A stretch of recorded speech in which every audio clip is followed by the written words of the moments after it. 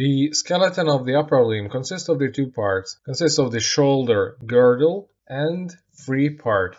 Shoulder girdle consists of the clavicle and scapula. Free part consists of the three distinguished. There is humerus, the radius, and ulna, which is skeleton of the forearm, and bones of the hand, which is carpal bones, scaphoidal, lunate, etc., metacarpal bone, and phalanges. All of these parts form the skeleton of the upper limb. First bone, clavicle. Collar bone or clavicular bone is one of two bones that form the pectoral girdle. The others, being the scapula, is classified as the long bone and includes the following bony features. First of all, it has two extremities, proximal and distal. Between the proximal and distal ends, it has body. Proximal end calls sternal end. Second, distal end calls acromial. Surfaces of the clavicle is next. It has superior surface and inferior surface. Between the superior and inferior surface, it has anterior border, margo anterior, and posterior border of the clavicle. This clavicle is right. To define right from left, we can use the next feature. First, the superior surface of the clavicle is smooth and can be palpated through the skin. There has no any tubercles or grooves. Inferior is rough and has some tubercles. Proximal end is slightly round. Distal end is oval or slightly flat. Which structures we can find on the surface of the clavicle? First of all, two articular surfaces on the ends.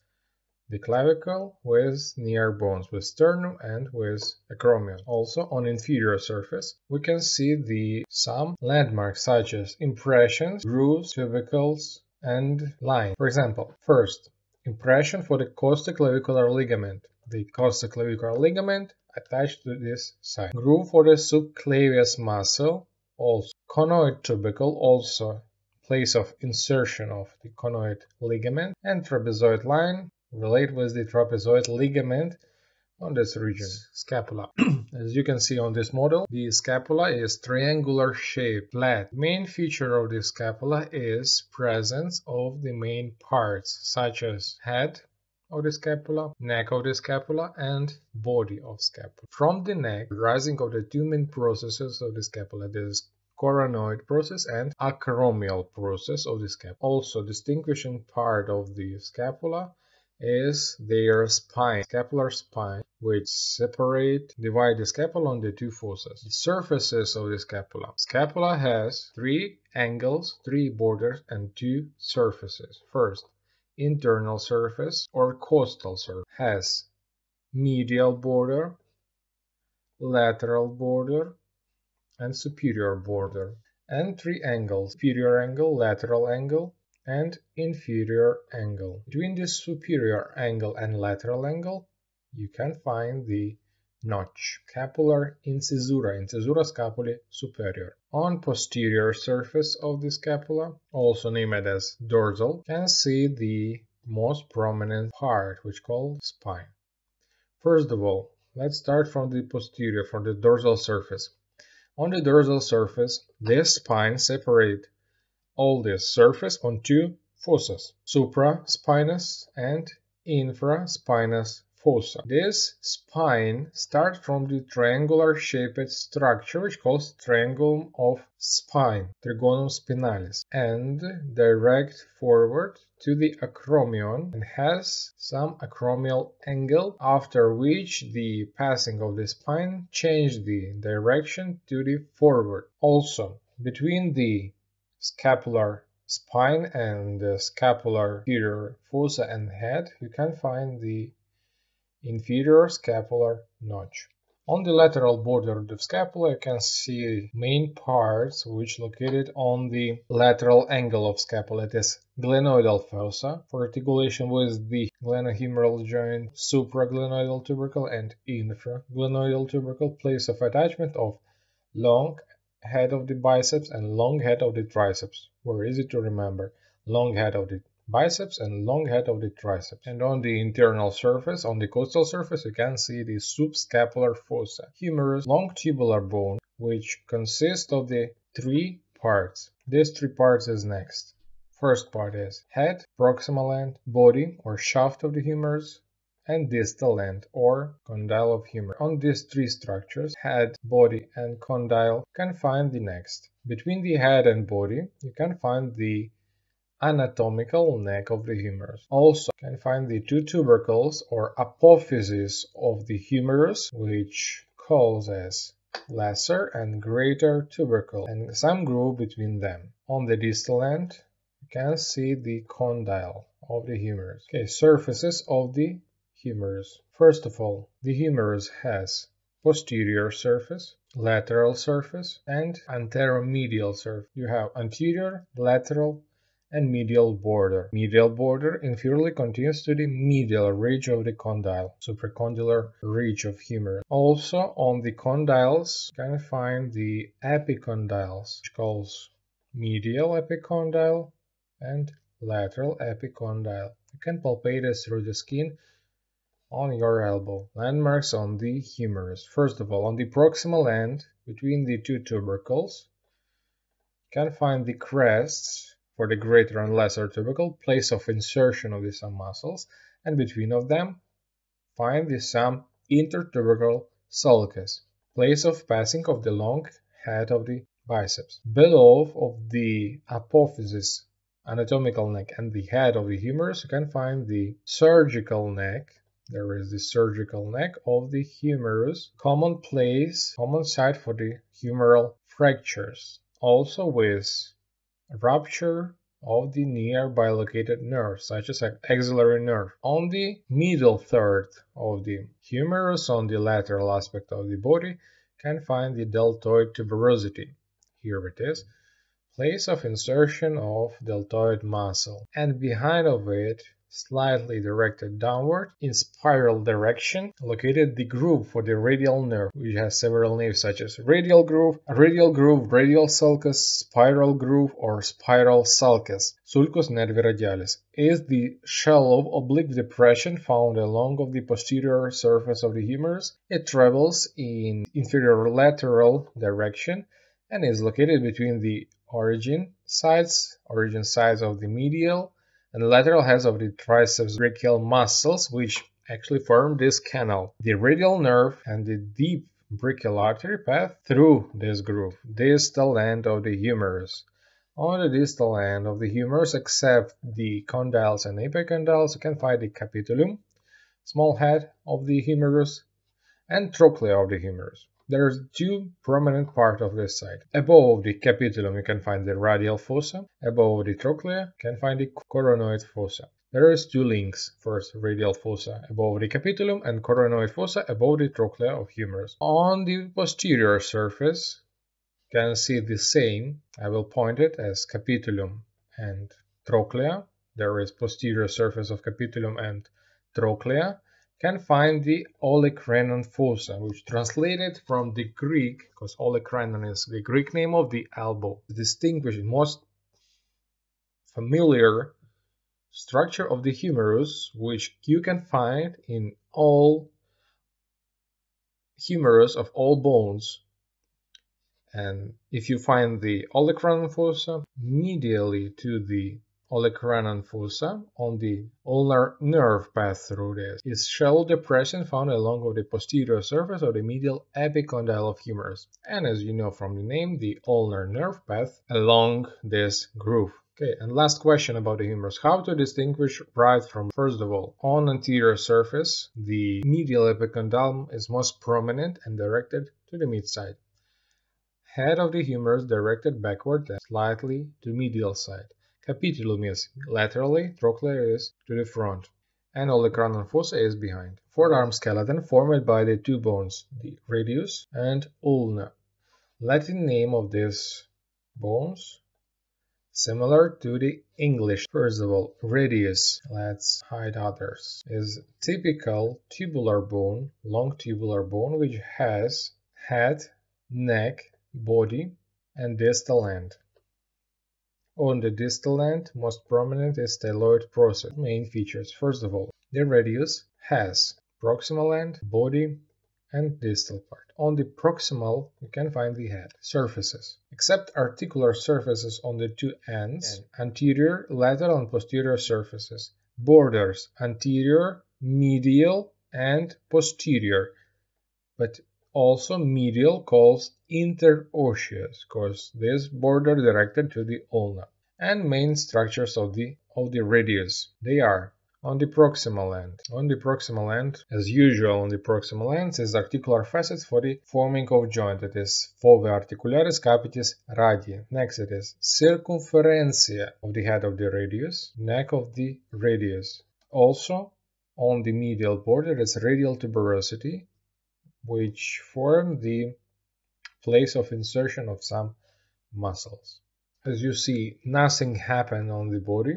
It has some structures on the body, but on the distal end it has articular facet for the lunate bone and for the scaphoid bone, called carpal surface, which separated by some rim. These things as distinguishing feature of the human radius, because the ape radius has no these two fosses.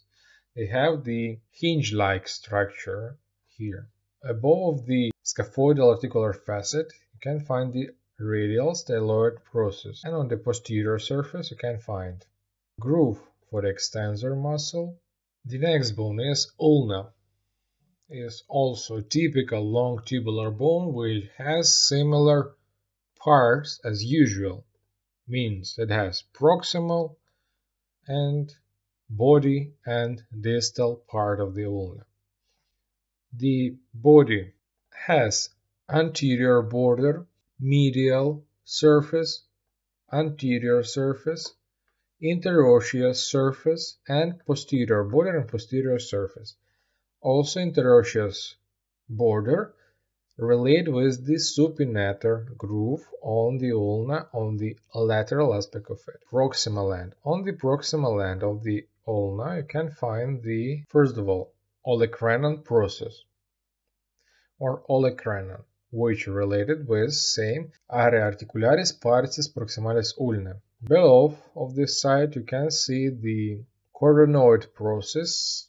On the surface of the coronoid process can be found the two articular surfaces such as or proximal articular parts. Second one, radial notch incisuram radii, articulated where the ulna articulated with head or actually circumference of the head of the radius, forming the proximal radioulnar joint. And also medially it has sublime tubercle. Sublime tubercle, tuberculum sublime. The sublime tubercle is a small prominence found on the medial aspect of the coronoid process of the ulna. Below of these all things you can find the two structures. First of all, it is supinator fossa. As you remember, here it is supinator crest, it is supinator fossa. Depression are found along of the anterior lateral aspect of the body. It's located inferior of the radial notch and borders posterior by the supinator crest. Accompanied the radius tuberosity during pronation, forearm, and provide an origin site of supinator muscle. And also, medially to this side is tuberosity of ulna, site of insertion of biceps of the arm. And also on the distal end you can find the head of the ulna. The head of ulna is a round extended portion of the distal part of the bone and contains two articular facets. First for the articulation with the radius to form the distal radioulnar joint. Also facet for the articulation with the disc of the radioulnar joint. And also prominent part from medial side. You can also palpate this side from the skin is ulnar styloid process, processus styloideus ulnae. And last division of the free upper part is the hand. The hand consists of the three main divisions. First, carpum, metacarpum, and phalanges. Carpal bones, they are, first row of the carpal bones is scaphoid, lunate, triquetrum, and pisiform bone. Distal row of this side is trapezium, trapezoid, capitate, and hamate. First, scaphoid bone. Scaphoid bone is translated as navicular bone or boat-like shaped.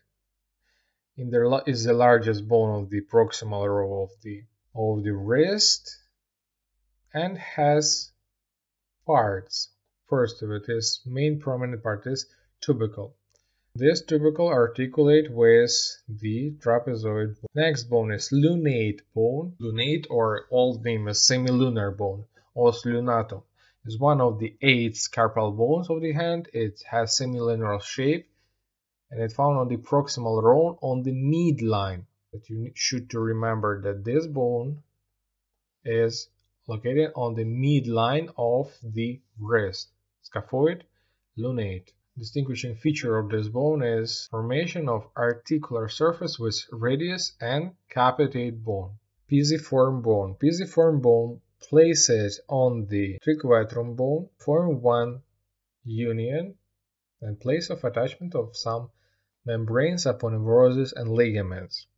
Below of the pisiform bone, or on the base of this, you can find the triquetrum bone, which has landmarks or surfaces with the lunate bone and hamate bone, also with pisiform bone. Next one is trapezium, or old name is greater multi-angular bone, is one of the 8 quadrilateral shaped and found on the distal row of the carpal bones and also relate with the thumb. Second one is the trapezoid bone, lesser multi-angular bone, enclosed between all the bones, between the scaphoid, trapezoid, trapezium, and capitate bone, and also some metacarpal bones. Places on the base of the index finger. Next, capitate bone. The main or prominent part of the capitate is presence of the head-like structure. Yes, there is head-like structure which directed to the wrist, located in the midline of the wrist at all. Next one is hamate bone, also one of the 8, is the last of the 8 bones of the distal row, has process which called the hook, directed on the palmar surface of the hand. Metacarpal bones and phalanges has typical parts such as head, base, and body. Head, base, and body. Also, phalanges, one of the 3 bones of the hand. The other 2 banks of the carpal and metacarpal bones, they are located distally to the metacarpal bones and collectively forms the skeletal framework of the fingers. Overall, there are 14 phalanges in the hand. They are all classified as long bones, but difference the phalanges, metacarpal bones from the all other long tubal bones, that this long tubal bones has only one center of ossification, that these bones can grow during life. All of these bones are arranged into 3 rows of proximal, middle, and distal phalanges, but except the thumb, which has only proximal and distal. The proximal phalanges are largest and longest of the phalanges, and the distal is shortest and most triangular. The proximal and middle share a similar morphology, while the distal phalanges are quietly different for appearance.